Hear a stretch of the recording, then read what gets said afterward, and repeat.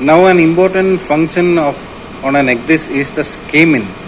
Scamin is basically scale minimum. So in charts, some charts are made with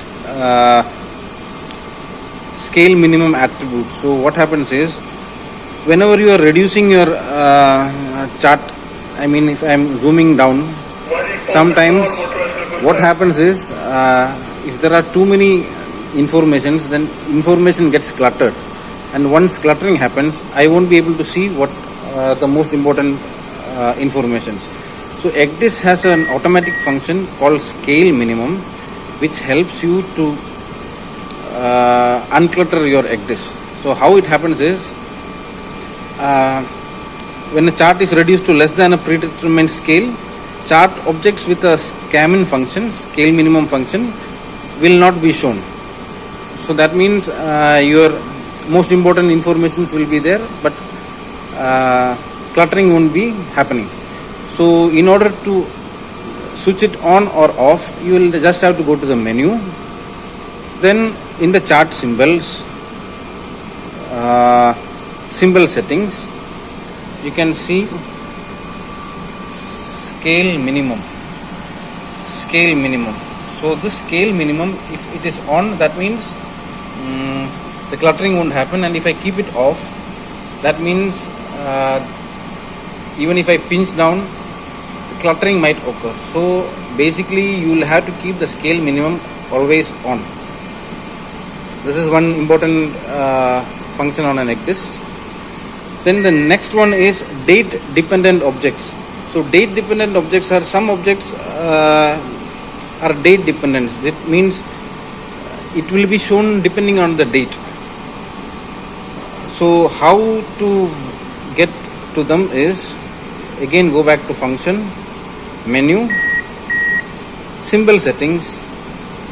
In symbol settings you will be able to see the date dependent objects. You can see the date dependent objects, today, period, unlimited. So what happens is, if I keep it as today, then the objects that are with a date dependent time of today, it will be shown. If I keep it for a period, suppose from 10 days throughout my voyage, that means when my vessel passes through that place, if that object is date dependent, it will be coming up. Normally we keep it as unlimited, that means everything is going to come. So these are two important functions of an ECDIS. We should understand how it works. So this is my course, and I want to find out what is happening near me. So suppose I see a buoy here. So I need to find out what this buoy is. ECDIS has an option, just have to long press it. It will come up as chart object, chart legend, manual update. So I press chart object, and all the objects that are in this frame will come up. So this should be a buoy. So once I press the buoy, you can see this is getting selected. You can see this plus mark here. That means this one is being mentioned, and a general description of the whole thing comes up. So this is an easy way for you to understand an information of a chart object. Again, for the magnetic variations, you can see the magnetic variation shown here. So for the magnetic variation, just have to click it, and you can see the chart has already been highlighted. This highlighting, the orange color came because of that. I'll just show it to you once again. Now if I want to see the magnetic variation of this place, I'll just have to press magnetic variation. It automatically gets highlighted, and for this place, same like your compass rose, the magnetic variation, when it was observed, and annual change, and value of magnetic variation, the change. So this is how it can be read out. Then another important function is, I want to find an ETA. Now another important function about the ECDIS when it comes to ETA is, I want to find out the ETA of a place. So I can directly calculate it from here, what is the waypoint and which speed I want, then it will calculate it for me. Or else, if I zoom in to a definite waypoint, suppose I want to find out when I will reach here, I'll just have to keep it pressed, and you can see the waypoint has come up.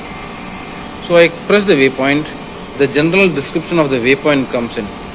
What name I had given to that, and what is the distance to go to that waypoint from my current position along my course, not from my ship to that waypoint, along my route, how much distance the ship has to travel to that is 6 miles. So if I keep it like this, you can see it is 6.2. I believe I had kept this, so you can see 6.5 here. That is the whole distance, but if I start with my route, it should have come up like 6. So it's easier for the second mate to calculate the distance for the noon reports and reporting. So this is another function of the ECDIS when it comes to giving you the distance. Another important function that I have with the ECDIS is the playback menu. So suppose I want to see how my vessel had maneuvered in a certain day.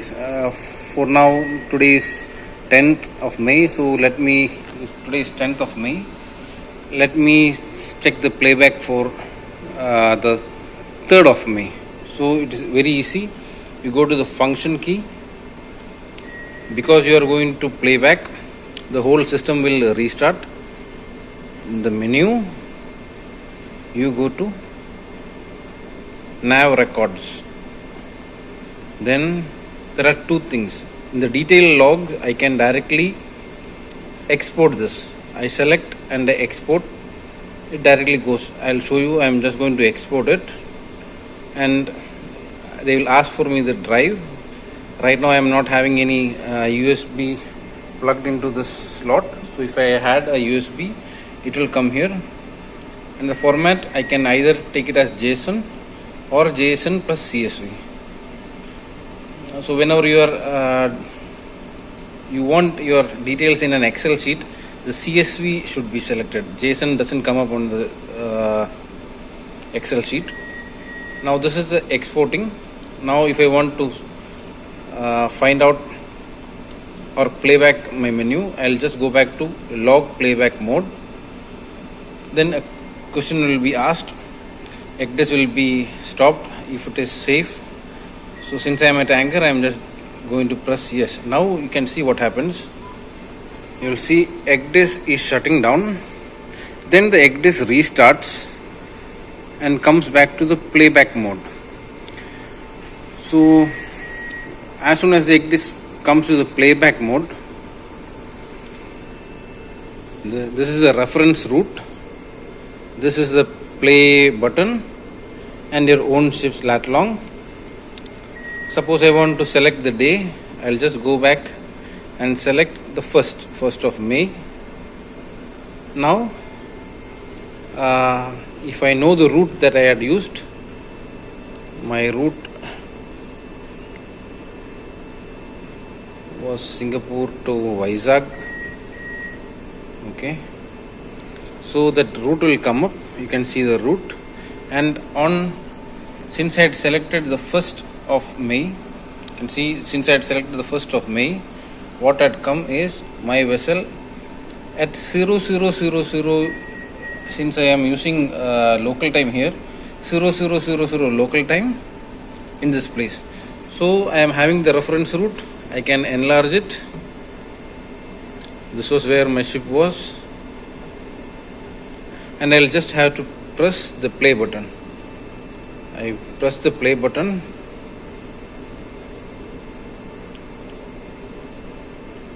We press the play button.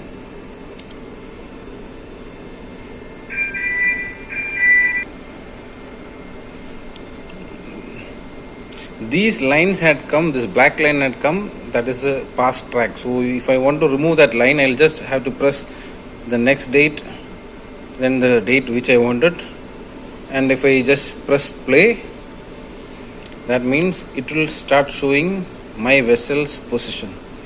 So I want to increase the speed, I can increase it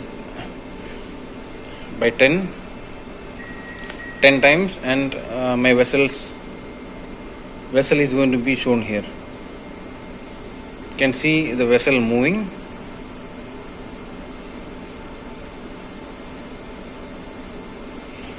And if I want to overlay the targets, AAS targets that I had, I just have to press the AAS. Then if I had any AAS targets, that would come up. And remember, when it's in the playback mode, this R will come up. And this is the targets. This is the radar. So I am closing everything. You can see the vessel is moving. So this is how you will play back your ECDIS. Now to go back to your ECDIS screen, you just have to press the menu cancel and it will directly ask you if you want to go back to the ECDIS mode. I'll just press yes and the system will restart again. It's restarting. That means I'm going back to my ECDIS mode. So my system is coming back online and this is my ECDIS mode. So right now I am back to ECDIS. This is a normal ECDIS that I had shown you. So this is how you play back your ECDIS.